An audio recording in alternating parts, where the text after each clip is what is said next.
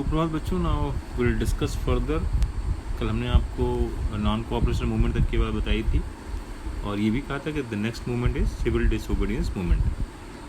तो आपने देखा था कल कि कैसे नॉन कोऑपरेशन मूवमेंट को महात्मा गांधी ने 1922 में 1922 में कॉल ऑफ कर लिया था because of the violent incident that took place in Chauri Chaura. ठीक है, वो मैप पॉइंट के लिए भी इंपॉर्टेंट है और उससे भी इम्पोर्टेंट है। फिर हमने आपको बताया था कई घटनाएं हुई थी। स्वराज पार्टी का गठन हुआ था, उसके बाद 1927 में साइमन कमीशन का गठन होता है and Simon commission came to India 1928। हाँ, तो it was sir John Simon थे उसके मेन। मैंने कल भी बताया था कि जो उसका जनरली जो इंचार्ज होते हैं, प्रेसिडेंट होते हैं, अध्यक्ष होते हैं उस कमीशन को, उसी के नाम पे कमीशन रख दिया जाता है। इम्पॉर्टेंट क्वेश्चन बनता है कि साइमन कमीशन का विरोध क्यों किया गया भारत में। तो आप देख सकते हैं कि इसलिए किया गया क्योंकि उसमें एक भी इंडियन नहीं थे, एक भी इंडियन उसमें नहीं था। और वो आया था इसलिए देखने के लिए कि भारतवर्ष के जो कॉन्स्टिट्यूशनल सिस्टम है उसमें क्या चेंजेस किए जा सकते हैं, वो रीड आउट करता है, यहाँ पे स्टडी करता है और फिर अपने देश को बताता है कि क्या क्या चेंजेस करते हैं। But people have started demonstration against it. अब देखिए, ये भी चर्चा हुई थी कि 1929 में लॉर्ड इरविन ने हमको एक डोमिनियन स्टेटस का ऑफर दिया था, जिसको कि हमारे कल मैंने इस पर अच्छे से डिटेल में बात की थी, जिस पर डिटेल में बात की थी आपसे। और हमारे लीडर्स लाइक सुभाष चंद्र बोस, जवाहरलाल नेहरू ने इसको वेहमेंटली क्रिटिसाइज़ किया और रिजेक्ट कर दिया था। बोले हमें डोमिनियन स्टेटस नहीं चाहिए, हमें कंप्लीट इंडिपेंडेंस चाहिए। ठीक है, अब कंप्लीट इंडिपेंडेंस बाद मैंने आपको बताई थी 1929 में जो कांग्रेस का सेशन हुआ था लाहौर में, जिसको कि जवाहरलाल नेहरू ने प्रोसाइड किया था। और उसी में पहली बार भारत के इतिहास में पहली बार हमने अंग्रेज़ों से कंप्लीट इंडिपेंडेंस, पूर्ण स्वराज की मांग की थी, जो कि ऑब्वियसली नहीं मिला था। और 26 जनवरी 1930 को हमने इंडिपेंडेंस डे मनाया था। To give that importance of that particular day, that is 26 January, because of that only we have made our constitution on 26 November 1949, but it was implemented only on 26 January 1950. Reason is to give the importance to 26 Jan. अब उससे बाद महात्मा गांधी जी ने कल जिस पर चर्चा की थी कि 11 सूत्रीय डिमांड, 11 डिमांड्स का एक लेटर इरविन को भेजा था और कहा था कि it is an ultimatum, you have to accept it by 11th of March. If you are not accepting, from 12th March I will start the movement. और वो नहीं माना और उसके बाद फिर गांधी जी ने वो मूवमेंट स्टार्ट किया, जिसकी चर्चा मैंने आपसे थोड़ी सी की थी। उसको डांडी मार्च के नाम से भी जानते हैं, नमक यात्रा, साल्ट मार्च के नाम से भी जानते हैं। You can see the map, it's very much clear. यात्रा has started from Ahmedabad. Ahmedabad में भी कहाँ, साबरमती के किनारे से उनका आश्रम था साबरमती में, वहाँ से स्टार्ट होता है। और डांडी सूरत के पास में है, कोस्टल प्लेस है, जहाँ जा कर के गांधी जी 24 दिन बाद जा कर के पहुँचते हैं। और वहाँ पे जा कर के उन्होंने खुद से नमक बनाया, पानी को उबाल करके, और कानून को तोड़ दिया। कौन से कानून को? अंग्रेज़ों की सरकार के, कि आप अपने से नमक नहीं बना सकते हैं। देखिए, इसमें दो चीज़ें समझने वाली बात है। जो गांधी जी ने यात्रा साबरमती से दांडी तक की थी, वो सिविल डिसोबीडियंस मूवमेंट नहीं है, वो डांडी मार्च है, दांडी यात्रा है, साल्ट मार्च है, नमक यात्रा है। सिविल डिसोबीडियंस मूवमेंट का मतलब होता है when you have disobeyed the authority. तो नमक को बनाना कानूनन गलत था। गांधी जी ने वहाँ जाकर के नमक बनाया 6 अप्रैल को। जब वो नमक बना देते हैं, वो नमक बनाना ही 6 अप्रैल से सिविल डिसोबीडियंस मूवमेंट की शुरुआत मानी जाती है। अब इसमें कई चीज़ें हैं जो आपको याद करनी पड़ेंगी कि ही स्टार्टेड विद 78 वॉलंटियर्स। 78 लोग स्वयं खुद से निकल के सामने आए थे, जो उनके साथ चले गए थे। तो उनको मिलाकर के 78 लोगों के साथ उन्होंने यात्रा की थी। और 24 दिन तक ऑलमोस्ट 10 मील के आसपास पर डे वो चलते थे। 240 माइल से मील की दूरी थी वो। और हर एक दिन के बाद वो शाम को जहाँ रुकते थे गांव में, जिस क्षेत्र में बहुत जनता इकट्ठा होती थी, उनको लोग सुनते थे। सुबह उस भीड़ बहुत बड़ी हो जाती थी। तो जब वो दांडी पहुँचते हैं तो बहुत बड़ी अपरंपार भीड़ उनके साथ पहुँच चुकी थी। ये दिखाता है कि किस प्रकार से मूवमेंट सफल हुआ। ठीक है, इसी में वही लिखा हुआ है कि कहाँ से स्टार्ट किया, जो मैंने भी आपको बताया।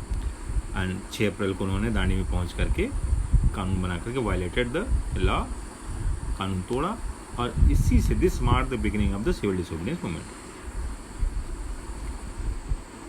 अब इसमें भी देखिए कि thousands in different parts of the country broke the salt. उसके बाद बहुत से लोगों ने जगह से तोड़ा। जैसे जैसे मूवमेंट फैलने लगा, people have started boycotting the foreign cloth, liquor shop से पिकेटेड मीन्स कल भी रजत ने पूछा था, पिकेटिंग मीन्स का मतलब होता है when you are blocking entrance of an institution any shop ना। अब आपने देखा होगा जब कोई प्रदर्शन करते हैं, धरना करते हैं, तो लोग उसके जो दरवाज़ा होता है, मेन गेट होता है, उस पर लकड़ियाँ वकड़ियाँ रख देते हैं, कुर्सी में सब, मतलब किसी प्रकार से ब्लॉक कर देते हैं कि एम्प्लॉइज़ को अंदर नहीं जाने देंगे। तो that is known as picketing. ठीक है, तो बहुत सारे लोगों ने फिर peasants refuse to pay revenue, चौकीदारी टैक्सेस, बहुत सारे जो टैक्सेस वो गवर्नमेंट लगाती थी उस ज़माने में, रिजर्व फॉरेस्ट बना रखी थी जो 9th में आपने पढ़ा होगा, उसमें लोग जाना शुरू कर देते हैं। तो इस प्रकार से लोगों ने वायलेशन करना शुरू कर दिया, नियमों का तोड़ना शुरू कर दिया। अब इसकी वजह से कहीं कहीं वायलेंट क्लैशेज हुए, मतलब अंग्रेज़ सरकार के लोगों में और इवन हमारे लोगों में काफ़ी कहीं कहीं बहुत वायलेंट मारपीट, यहाँ तक बहुत लोगों को मारा भी गया। और बहुत से कांग्रेस के लोगों को उठा के जेल में डाल दिया गया। अब्दुल गफ्फार खां एक नाम आप देखिए, आपके इसमें दिखाई देगा। अब्दुल गफ्फार खां बहुत इंपॉर्टेंट हैं एक चीज़ के लिए, उनको सीमांत गांधी, फ्रंटियर गांधी के नाम से भी जाना जाता है, और वो गांधी के बहुत ही सच्चे अनुयायी थे। तो ऐसे बहुत सारे नेताओं को जेल में डाल दिया गया, जिससे कि ऑब्वियसली बहुत डिफ़िकल्ट कंडीशन एराइज हो गई थी। अब ऐसे में महात्मा गांधी जी के पास कोई विकल्प नहीं बचा, और अंग्रेज़ सरकार what they were doing all kinds of atrocities on the women, children, old people. बहुत से लोगों को मार पीट रही थी, बहुत से लोगों को जेल में डाल दिया गया था।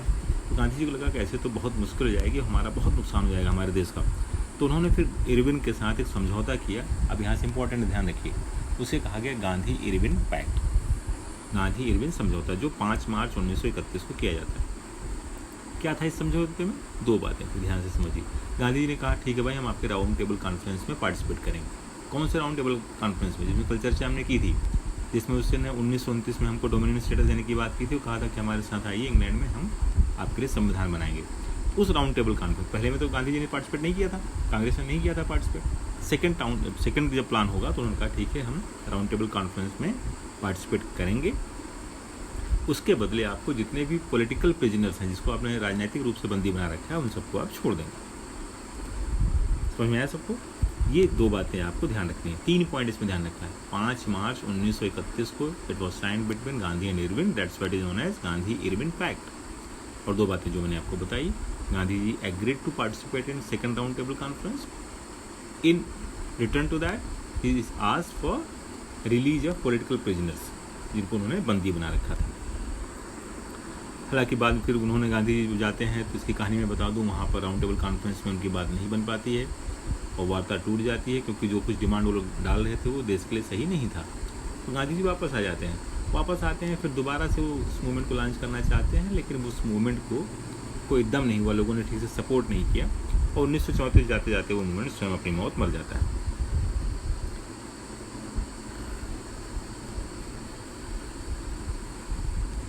अच्छा, अब इसमें हम लोग ये देखेंगे कि किन किन लोगों ने इस मूवमेंट को सपोर्ट किया था। जैसे हमने देखा था ना कॉपरेशन मूवमेंट में, तो सिविल डिसोबीडियंस मूवमेंट को किन लोगों ने सपोर्ट किया था, तो इसमें ध्यान रखना पड़ेगा हमको। रिच पीजेंट्स की बात देखनी पड़ेगी, उन्होंने क्यों सपोर्ट किया था? ऑब्वियसली दे वांटेड टू पे लेस रेवेन्यू, इसलिए उन्होंने सपोर्ट किया था। बिजनेस क्लासेस, इसमें स्लाइड में कहीं लिखा होगा, बिजनेस क्लासेस ने भी सपोर्ट किया था। उनका ये कारण था कि जब 1914 से 1918 के बीच में फर्स्ट वर्ल्ड वार हुआ था, तो अंग्रेज़ सरकार वर्ल्ड वार में लग गई थी, तो भारतीय कंपनियों को बहुत सारा फ़ायदा कमाने का मौका मिल गया था, बहुत सारा प्रोडक्शन किया था भारतीय कंपनियों ने। बाद में जब वार ख़त्म हुआ तो अगेन सब बैक टू स्क्वायर नंबर 1 हो गया, उन्होंने फिर से अपना कंट्रोल ले लिया। तो इन लोगों को लगता था, जो बिजनेसमैन थे, कि चलो हम इसको सपोर्ट करते हैं सिविल डिसोबीडियंस मूवमेंट को, और इसके बदले हमको फिर से जो ज़्यादा मुनाफा कमाने को मिलेगा। तो सबका अपना अपना तरीका था, अपने अपने वजह से लोगों ने इस मूवमेंट को सपोर्ट किया था। इस मूवमेंट में जो बहुत खास बात निकल करके आती है वो वुमेन का participation, mass participation of women. ये सबसे इम्पोर्टेंट पॉइंट इसका है। सबसे ज़्यादा संख्या में औरतों ने इसमें भाग लिया था, और इसमें भी जनरली शहरी क्षेत्रों में औरतों ने, बड़े परिवारों की जो औरतें थी उन्होंने पार्टिसिपेट किया था। ग्रामीण क्षेत्रों में जो ज़मींदार या सो क्लास इलीट क्लास के लोग थे, उनकी ही औरतों ने ज़्यादा, लेडीज़ ने पार्टिसिपेट किया था।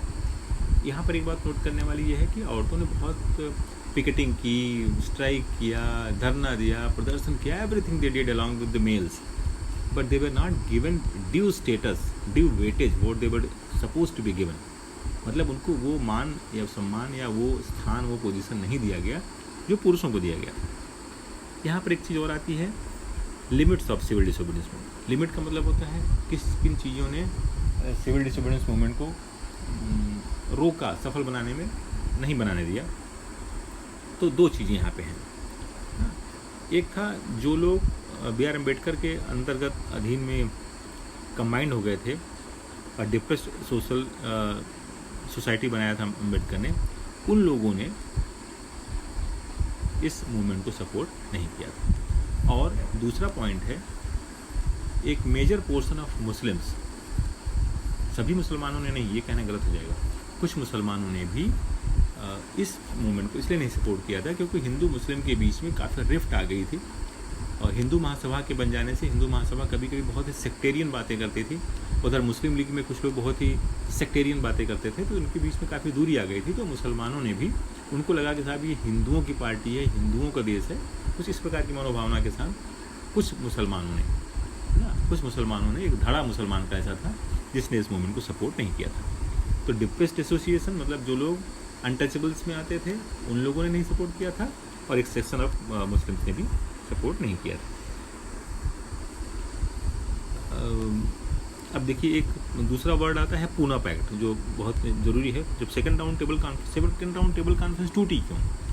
क्योंकि B.R. अम्बेडकर जो थे वो डिप्रेस्ड क्लासेस को रिप्रेजेंट करते थे। उन्होंने वहाँ पे कहा कि उनको सेपरेट इलेक्टोरेट चाहिए अपने दलितों के लिए। तो गांधी ने कहा भाई सेपरेट इलेक्टोरेट का मतलब होता है दलित ही इलेक्शन में खड़ा होगा और दलित ही उसको वोट करेंगे, दूसरे लोग उसको नहीं करेंगे। ऐसे मुसलमानों ने को भी मिला, सेपरेट इलेक्टोरेट की बात की थी उन्होंने, अंग्रेजों ने उनको दे भी दिया था। तो गांधी जी ने कहा जब सब सेपरेट इलेक्टोरेट में चले जाएंगे, मुसलमान अलग हो जाएंगे, दलित अलग हो जाएंगे, तो हम किसके लिए लड़ रहे हैं, कौन सी स्वतंत्रता हमें प्राप्त होगी? तो गांधी जी इस बात वापस आ जाते हैं। गांधी जी इंडिया में आकर के वो अनशन पे बैठ जाते हैं, आमरण अनशन पे, अनटू डेथ वाले पे। फिर बाद में गांधी जी और B.R. अम्बेडकर के बीच में समझौता होता है पुणे में, जिसको पूना पैक्ट के नाम से जाना जाता है।